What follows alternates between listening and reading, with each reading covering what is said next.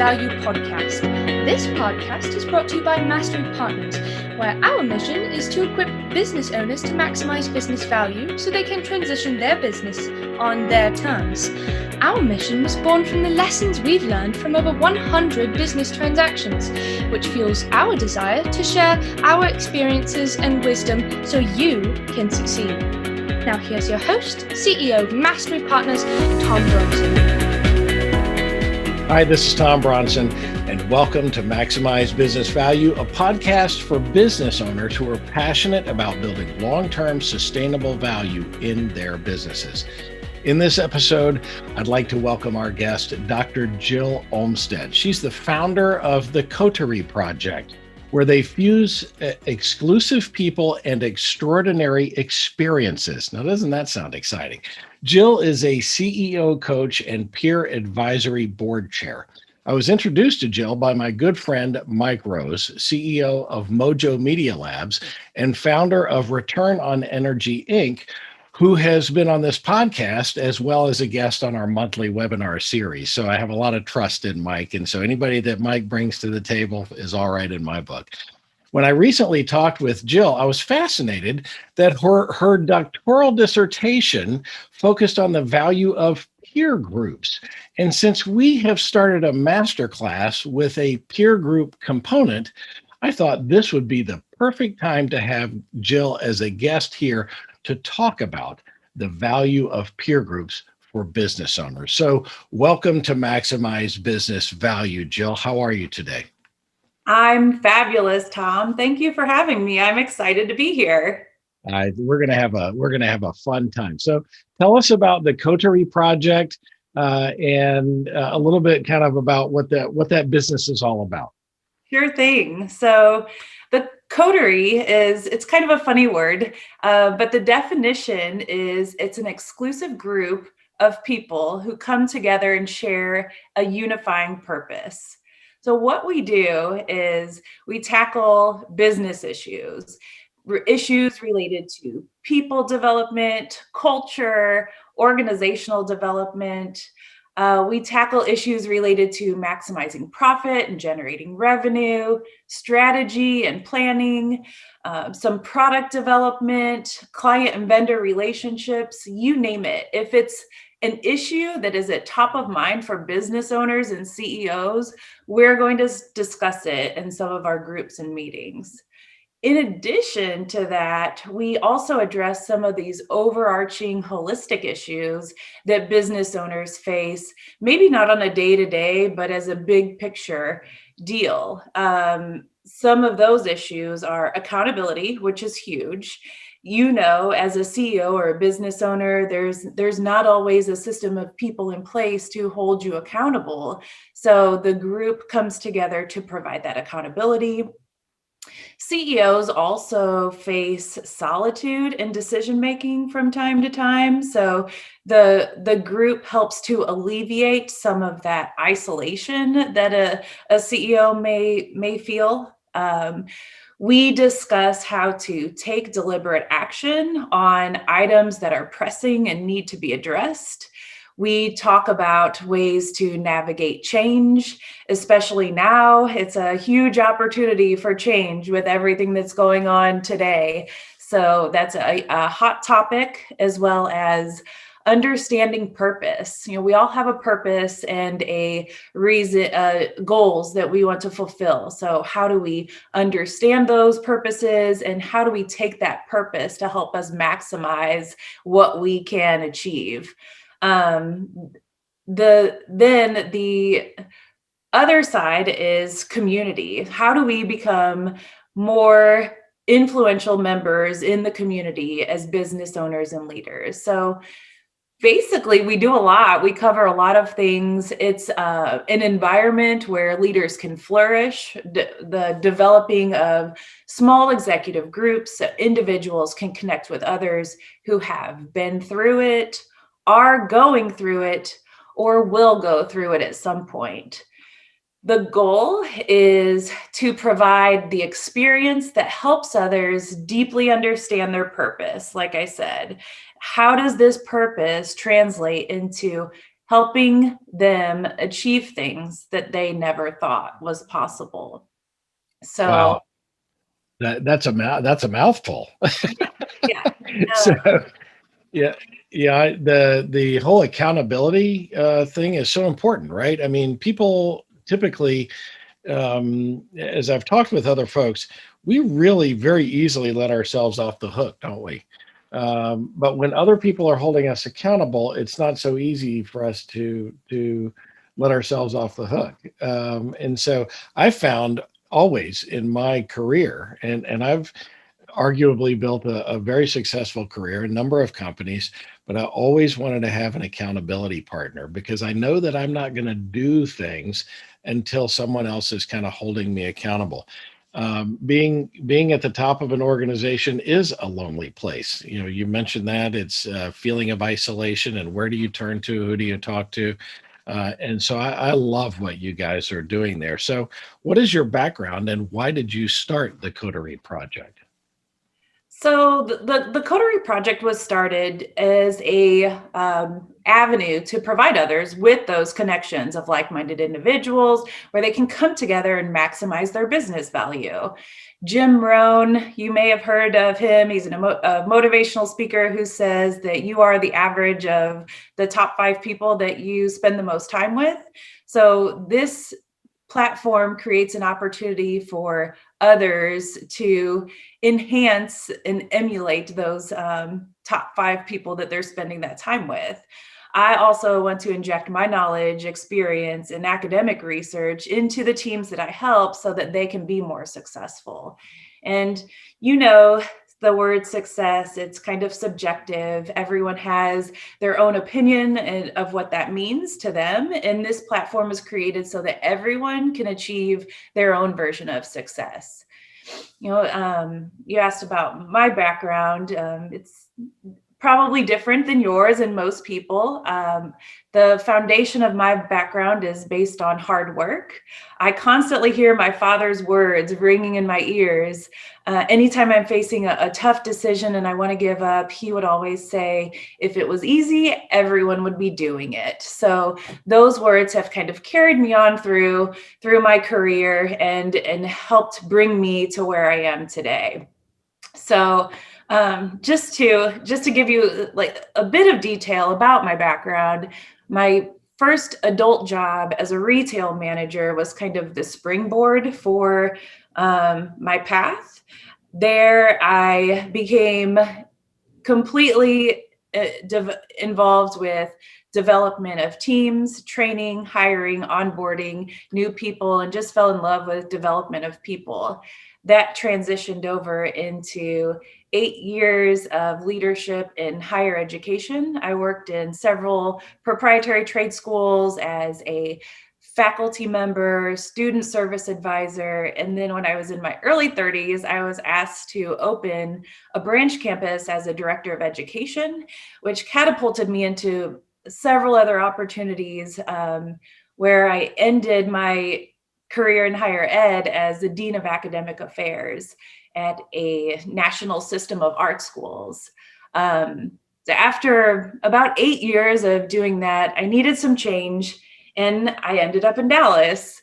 I met a executive coach and the CEO of Leader Thrive. His name is Dennis Howard.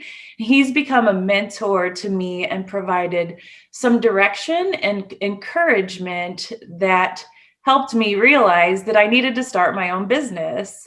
So after about 5 years with the Coterie Project, working with 14 other executive coaches, I've attended over 100 peer group meetings. I've participated as a member, and I've just become obsessed with leading and developing teams, helping others find their purpose, and building a community with these exclusive groups of people that share a unifying purpose. I love the reference to your father. My father and your father may have been the same person.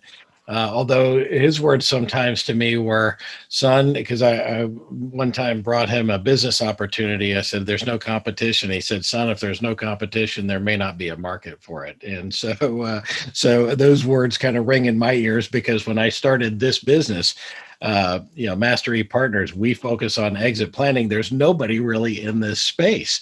And so my dad would be constantly telling me, hey, if there's nobody in this space, there must not be a market for it.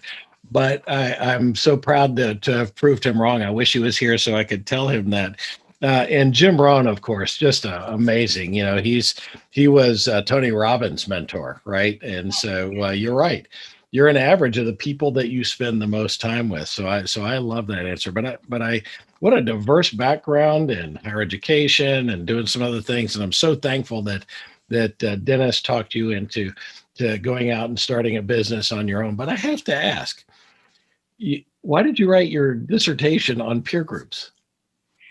I mean, that's a good question. I started my doctorate program before I knew what peer groups were. So I changed it along the way after being involved with Dennis, learning what he did, sitting in rooms full of these high achievers. It became a game changer for me professionally and personally. I'm involved with these achievers in a room where they're so different than other high achievers that I've met. They're tackling high level issues, processing decisions that are, CEO business level.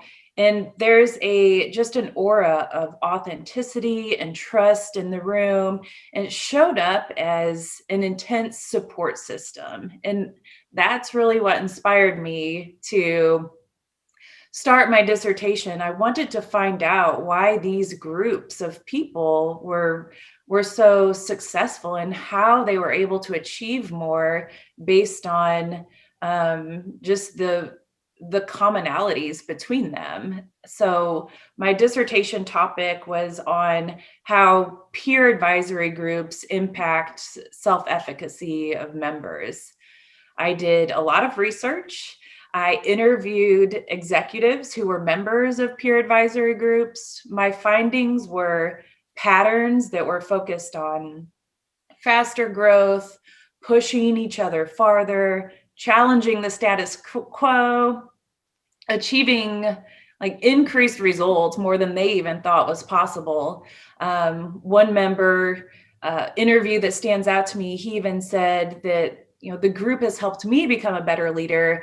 And now I want to do my part and give that knowledge that I've learned and bring it back to my team to help my team members evolve and determine what they want. So, with that, the outcome of the research was a model that I developed that is the framework for all of my groups now. There's a lot of proof out there. There's a lot of research out there. And, I've just, over time with the dissertation research and the experience, it's pretty awesome to see just how these peer groups work and come together. Well, I am so glad that you changed your mind. Having lived through that with my wife, I've mentioned this before on our podcast. My wife also has her doctorate, and I know that her dissertation turned out to be something very different from what she started with when she started the doctoral program. And so I appreciate that, but I'm so glad that you did the research there because I'm a huge believer in peer groups. Now, in your research, and while you were talking to folks and kind of researching this, let's see, I want to read this again. How peer advisory groups affect the efficacy of its members. Is that right? Is that the title of it? Now, I know I told you this before. I do want to read it, and you're trying to have me not read it, but I'm a voracious reader and I do want to read it. But in your research, did you find anything that since you were working with peer groups and you had kind of been in that environment, did you find anything that was surprising to you? I did, Tom. I thought that the research was going to be about how individuals become successful in their business, which is true. They did tell me that, but I also learned about the importance of connections and bonds and how those resonate with all of the members that are in the group. They consider the members and membership like a family, and this environment also helped members understand their purpose deeply and translate into the communities they work with. So, like I said, it's kind of a game changer.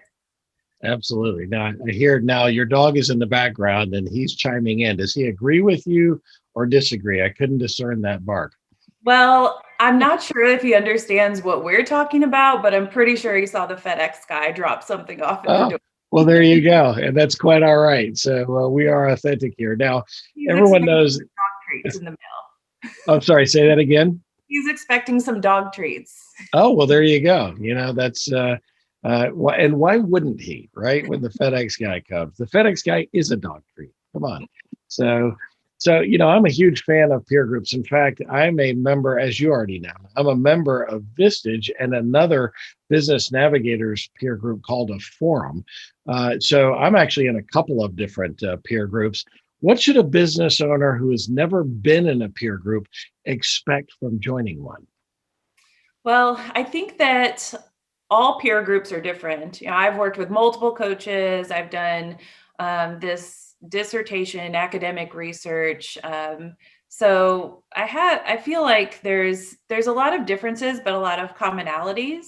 They're always going to be a focus on how the peer group can contribute to business decisions, life decisions, even relationships with others.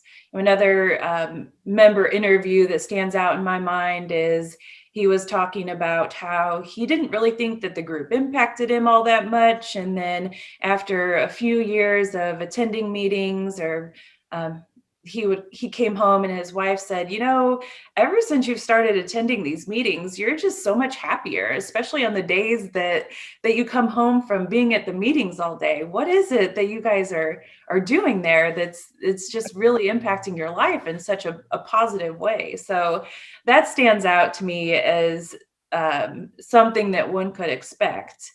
Leaders should also expect to be challenged and pushed.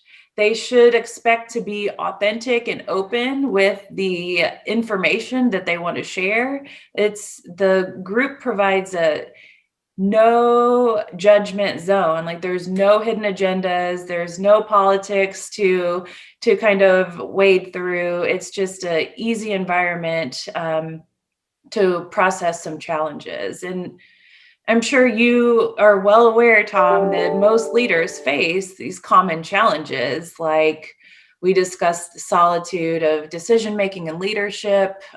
Leaders often feel like they have to take on everything.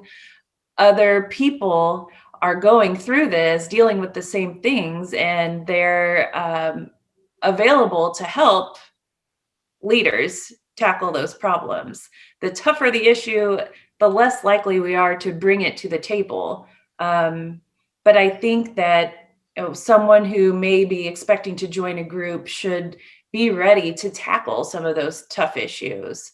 They're going to receive unbiased support, they're going to receive a sounding board, and they're going to get answers to challenges related to day-to-day business as well as big picture items that they're faced with. And then the biggest part is the accountability, like we said. So that's definitely a plus from joining a peer group, is that accountability piece. Well, the one thing that you didn't mention that actually surprised me is those really deep, valuable friendships. Yeah. It takes time because peer groups meet over a long period of time, right? I mean, I've been in one peer group for a few years. The other peer group is now just a little over a year old. But that one that's just a little over a year old, we have really during COVID gelled. And those people, I talk to them. We have 9 people in the group. And I talk to those people.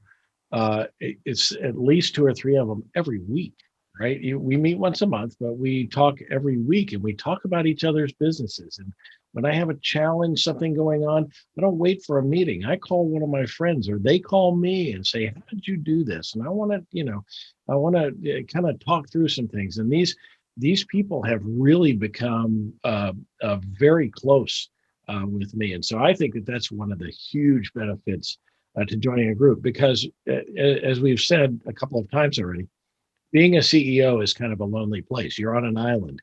But when you recognize that you're on an island, but there's a bunch of other islands around you, and you can communicate with those people as well and bring them together in community, you can really build some deep, lifelong relationships with those folks. I know peer groups that have been together for 20 years, right? And those people, they just take care of each other too. And so I just think that's awesome. So back to one more question before we take a break here. And it goes back to kind of the statistics around peer groups. Are there any statistics kind of in your research that would validate the value of being in a peer group for a business owner? Yeah, there's tons of statistics out there, Tom. I think when I was doing my research, I was surprised and caught off guard by a few.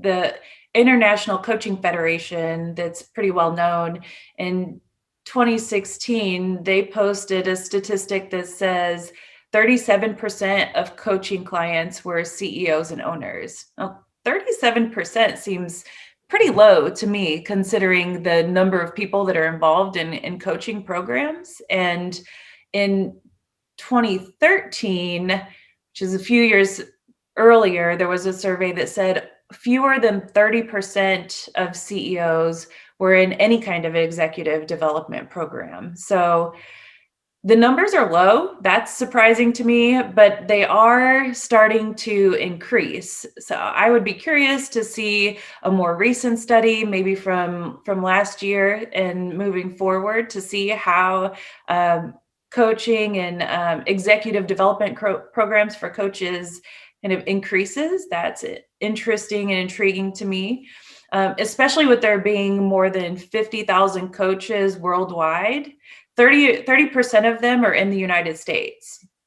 So those numbers are kind of interesting as well. There's other top peer-to-peer organizations that post statistics all the time that stand out and say businesses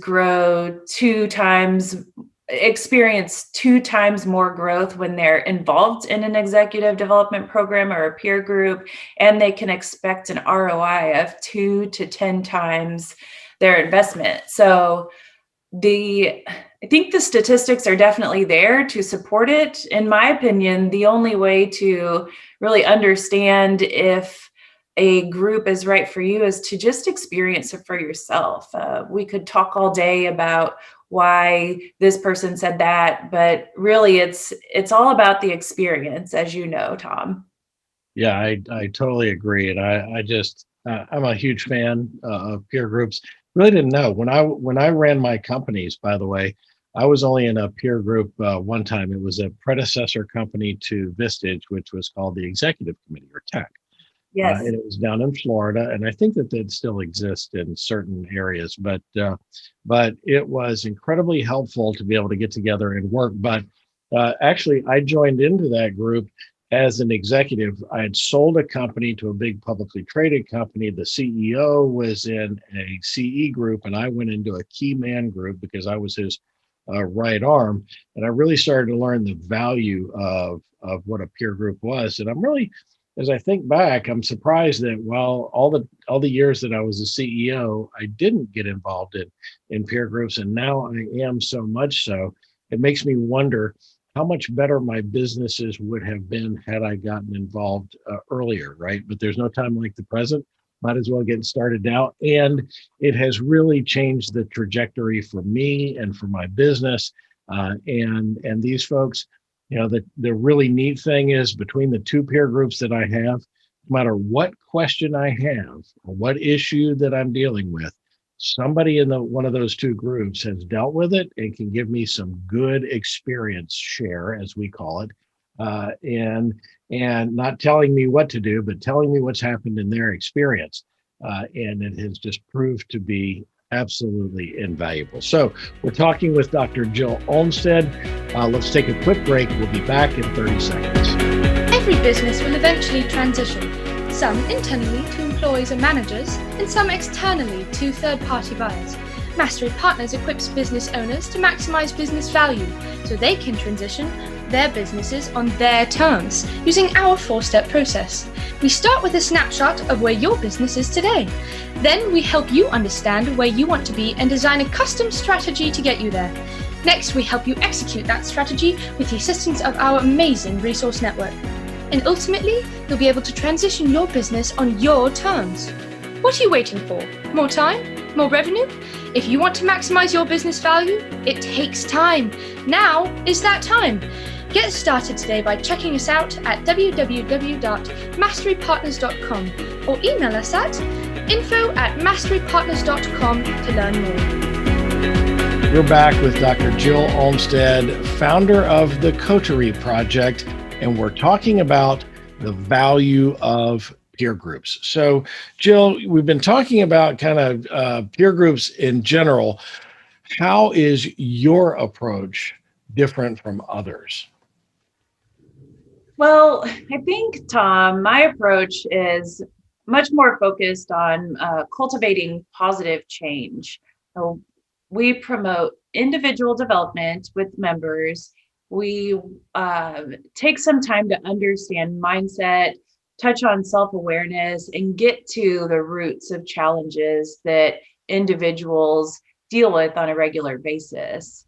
Within the group, it's an exclusive group of diverse people in the group. To me, diversity is much more than what we look like. It has a lot to do with your background, your experiences, your beliefs. That's what makes us all unique, right? And as humans, we tend to gravitate towards those people that are just like us. And that can be somewhat of I don't want to call it a problem, but you're less likely to be challenged if you're constantly surrounded with people that think and act and talk just like you. So there's less exposure to other perspectives. I prefer to bring in some diversity into the groups with these differences to establish growth through challenge. And that's encouraged by diversity and exposure to different perspectives. Another key that I think is different is the community vibe. I create a strong community vibe within my organizations and within my groups. The 2 programs that I'm rolling out this year are going to be programs that support the community by bringing in entrepreneurs, focusing more on new entrepreneurs and nonprofit businesses who may need a group of leaders to help them get going with their organization. Volunteerism is another rollout for this year where groups will be participating in community development projects. I also encourage any leader of any organization to involve leadership teams in community development projects. It's a great development tool where you can create unforgettable bonds, lasting impressions, and it's just a good experience, that one of those feel-good experiences where the lessons learned are going to carry with you all along. Another part of my approach is to focus on helping others find their ground, that clutter cleanse that we need to do every now and then to eliminate the noise. I think especially now with everything that's going on in these times, we've created a lot of excuses for mediocre work as individuals and as teams. It's easy to kind of make excuses and get away with things. So how do we get back to our purpose and figure out how to eliminate that mediocre workspace? I've also done a lot of work with trying to determine what makes us tick, right? Like, I'm really into why do we believe what we believe, and how do we have these habits that we have, and how does our upbringing impact all of that? because it impacts how we see things and how we go through life. And I've also learned that these things can be changed with time and practice. You can change some of those beliefs or habits that are unfavorable. And and that's a huge part of what we do in the group, is just trying to uncover those blind spots and understand how we can help each other become better by pointing those blind spots out so that we can be the best that we can be. So I'm also rolling out another new Coterie group this year. It's a Coterie for spouses and significant others of CEOs and executives. It follows the same framework of the executive coteries. And I'm sure through our conversations, I've gathered that you can support that leaders and loved ones of leaders are unique. There's got to be some structure on how to mute the tension and increase organization within the household, especially during these uncertain times. We've got multiple people working from home, taking classes from home. We're adopting more pets. We have less time with loved ones outside of the home. We have less time to travel to glorious destinations and relax and unwind. So the chaos that can be taking place from time to time needs to be addressed, I think. And this is an opportunity to address that chaos, help those that are managing the chaos, and turn it into a growth and learning opportunity where there's also support to get through it. Did my wife put you up to the whole clutter thing? Because there's of course mental clutter and physical clutter. And if I had a wide angle camera here, you would see the physical clutter that is me. Right? I mean, no matter how frequently I clean it up, this is the way I work, right? But it's that whole mental clutter thing. And we all do have destructive habits. And part of the reason that I'm always in a cluttered physical environment is because of the destructive, oh, it's always like that, right? But I can change that, and you can change the outcome, and there are ways to be able to do that. So that's a great twist that you have going on with yours, that is a little bit different from the others. I mean, all of the things that you said there. So sounds pretty easy, but um, uh, what do you think causes people to fail? Well, I think, if you sit and think about it, it sounds like a hard question, but really that's kind of easy too. I think fear causes people to fail.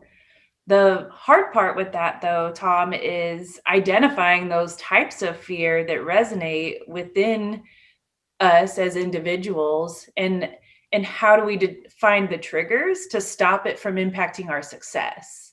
So I've found, there's tons and tons of things that kind of provoke fear, but with leaders, there's just a handful of types of fears that we're faced with on a regular basis. Not all will resonate with everyone, but one that's very common among leaders is a fear of being fake or a fraud. It's often called imposter syndrome, where we feel like we don't deserve our own success. There's another fear of losing control, where leaders tend to skip delegating, take on too much, and that can cause failure as well. Perfectionists may resonate with that type of fear. There's a fear of criticism or fear of being wrong, where we may blame others or won't admit when we make a mistake. So that could be something that causes failure as well as a fear of rejection or abandonment, where we tend to just surround ourselves with our safe, loyal circle of people. We don't really want to take too many risks because if we do, we could be rejected or we could fail that way too. Another big one, Brene Brown would tell you that there's a fear of being vulnerable, where we don't want to ask for help because we think of it as a sign of weakness. We can take on everything on our own and we don't need any help from others. So having that mindset could cause some failures, as well as fear of losing. That's the last one, fear of losing or a need to win, and this could be defined as something where we only take on projects where there's either little risk. So we know that we are going to win because we've already kind of walked through the steps on the process and we know that we can achieve all of those steps. Or the other one is when that need to win gets so big, then you're constantly just wanting more and going after the next and the next and the next, and you just can't stop. That can cause failure as well. So I think that's 6 types of failure or 6 types of fear, but in any instance, failure can be derailed if we can recognize it. We recognize how these fears are getting in our way, and we take some deliberate action to change the behaviors that are causing us to have these fears, and identify the triggers and all of that. So Everybody has fears, and I've been desperately searching here. You see me put my glasses on. If you're watching this, there's a great quote by Tony Robbins, and I was trying to find it, but he calls fear as an acronym. It's false something appearing real, right? And it's just that we create these barriers, and we fear things that because we're creating some future that doesn't exist yet, and then we fear it, and so I can't find the quote. I'll have to put it on the website after we do this, but you're right. Fear, I think, is one of the biggest reasons why people fail to achieve the things that they really want to achieve, right? And now on the flip side, why are some people more successful than others?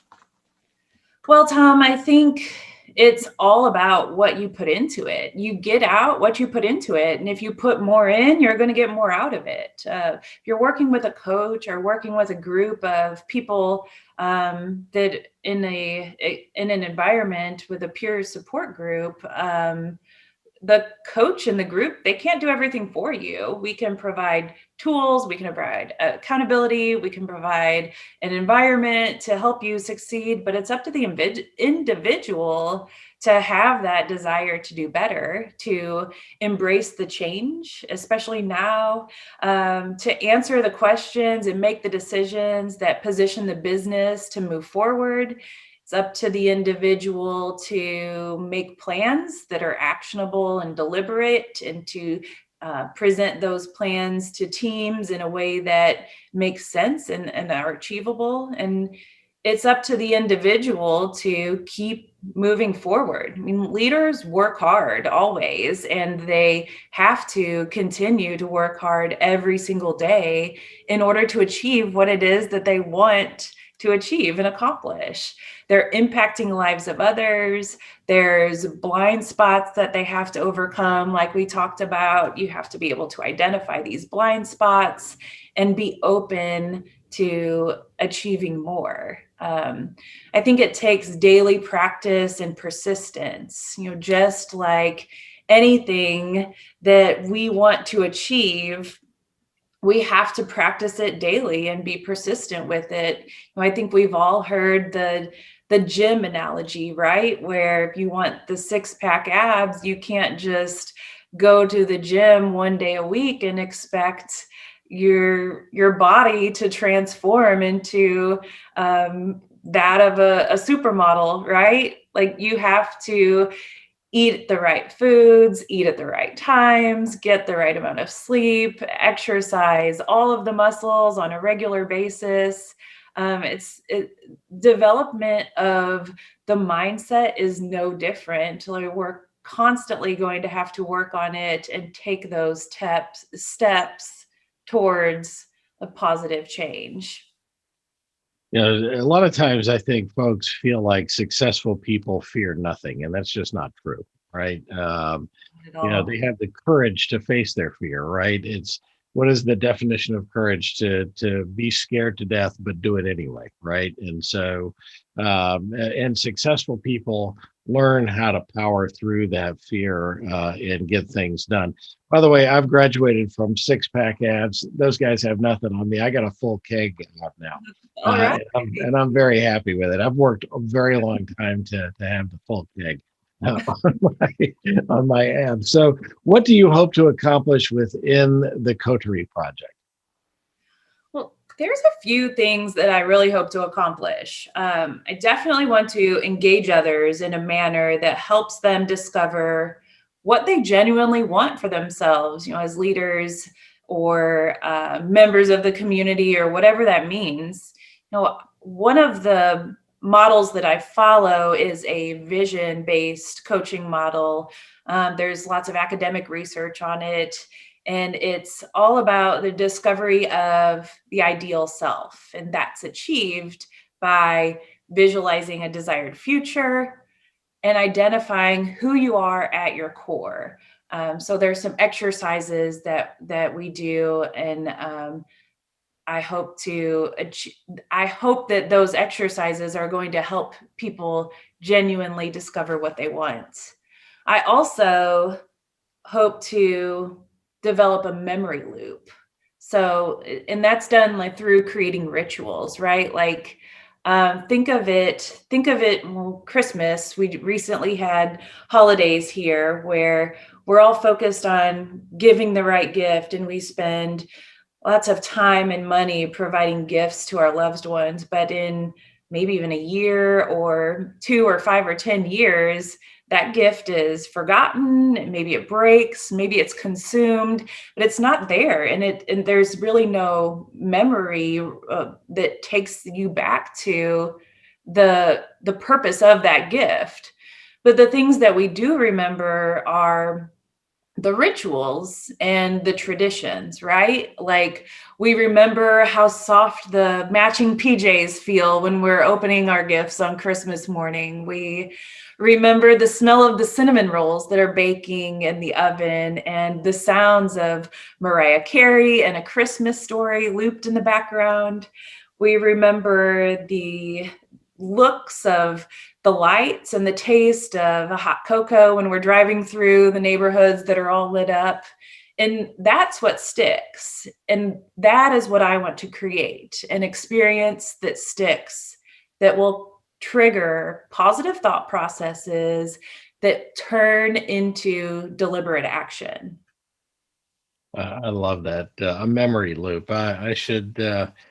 Many times, if I'm not feeling well, I have what I call a pick me up file that'll kind of lift me out of that. It's things, notes, and things that people have given me that'll get me out of that funk pretty quickly. But thinking back on memories, right, and all of those wonderful things, and with Christmas now fresh in my mind, there's new memories now that'll stick with me. I would be ashamed to admit that I don't remember any of the gifts I had that I got just a couple of weeks ago, but now but my head is full of those memories. And so I love that. That is a wonderful approach. And if you can accomplish that, I think that you can get leaders moving in the right direction. Well, we're almost out of time here. So one last business question. And that is, this podcast is all about maximizing business value. So, Jill, what's the one most important thing that you would recommend business owner do to build value in their business? Well, I think that I would recommend going back to what Jim Rohn said. You're the average of the 5 people that you spend the most time with. So make them good people. Find an accountability tribe, peers that you trust, people that understand what you're going through, people that aren't afraid to hold your feet to the fire when things get rough, and people that are going to help recognize your blind spots and call you out when you're not making decisions with the best interest in mind. A accountability tribe of folks that will pick you up when maybe you've ran off the deep end and you need somebody to save you. I mean, that's what I would recommend to business owners to build their value in business. I think that is wonderful advice. I love the tribe analogy. Somewhere I'm going to use that again at least 3 times today, because that's exactly what a peer group does, is builds that tribe. So our longtime listeners know that I always ask the bonus question. In fact, most of our listeners listen all the way to this point just so that they can hear the answer to this next question. It is, what personality trait has gotten you into the most trouble through the years? Oh, thanks, Tom. I guess it's my turn now to get uncomfortable and uncover some of my blind I want spots. you to face your fear, Jill. Well, I think most of my loved ones, and I would agree that I have a fairly strong will that can come off as stubborn from time to time. And I could think of a story, a childhood story, if we've got a couple of minutes, if you want to Oh, hear sure. it. Kind of demonstrates stubbornness. It's about a cat named Spaghetti. So I can't wait. when I was young, still love all animals. And when I was young, we lived in the country and often had stray animals visit the door. And one time, this cat came up, and my mom told me not to feed it. I had some spaghetti that I was eating, and I threw it outside for the cat, and she ate it. So that's how she got her name, Spaghetti. And of course, she kept coming back for more. And my mom kept telling me not to feed the cat. But whenever she left the room, I would sneak her whatever it was that I was eating or had out, and continued to get in trouble for it, but did it anyway. And then one day, my mom and dad were both gone, and my sister was in her room, probably making a mixtape, and Spaghetti came to the door. So I opened the door and snatched up that cat and brought her into my room, kept her there overnight, woke up the next morning to Spaghetti and 6 kittens. So I was freaking out. Like, what do I do now? I have to tell my mom that I have a cat and 6 kittens in my bedroom, and she's going to be really upset. So I told her. She was upset. And the consequence was that I had to now take care of these cats and kittens and figure out how to find them new homes whenever they were old enough to do so. So it was, if I wasn't so stubborn, I probably wouldn't have been in the situation. But then again, I probably wouldn't have saved all these cats and kittens' lives. So on the flip side of that, I'm pretty persistent, and I make an excellent accountability partner. Yeah, well, there you go. So that's how you use that strong will to your advantage. You say that you have a strong will that sometimes, manifests itself as stubborn. I, on the other hand, am stubborn. Occasionally, it manifests as being strong-willed. So you and I are very much the same. But I think I speak for everyone when probably the Spaghetti was very happy for the outcome on that. And did you get to keep Spaghetti then? Or did you have to give Spaghetti away as well? Oh, we kept her for a while. Yes, she became a household pet. That's awesome. What a great story. I'm so glad you shared that. How can our listeners and viewers get in touch with you? Well, I'm definitely around. I can be reached. You can call, text, email. My phone number is 314-677-4892. My email is jill@thecoterieproject.com. I'm on LinkedIn. That's Awesome. So thank you, Jill, for being our guest today. Thank you, Tom. I've really enjoyed talking to you today. I'm glad we finally got to do this. So much great information here. I can't wait for our listeners to listen to this and give us responses on it. So you can find Dr. Jill Olmsted at her website, which is the Coterie Project. Coterie. It's an unusual word. So the coterieproject.com. You can find her on LinkedIn, or as always, you can reach out to me and I will be more than happy to make a warm introduction to my good friend. This is Maximize Business Value, a podcast where we give practical advice to business owners on how to build long-term sustainable value in your business. Be sure to tune in each week and follow us or like us wherever you found this podcast. And then you'll be notified each week when there's a new one that comes up. And don't forget to comment. We love your comments, and I promise we will respond to every single one of them. So until next time, I'm Tom Bronson, reminding you to surround yourself with a great tribe while you maximize business value. Thank you for tuning into the Maximize Business Value podcast with Tom Bronson. This podcast is brought to you by Mastery Partners, where our mission is to equip business owners to maximize business value so they can transition on their terms. Learn more on how to build long-term sustainable business value and get free value-building tools by visiting our website, www.masterypartners.com. That's master with a Y, masterypartners.com. Check it out.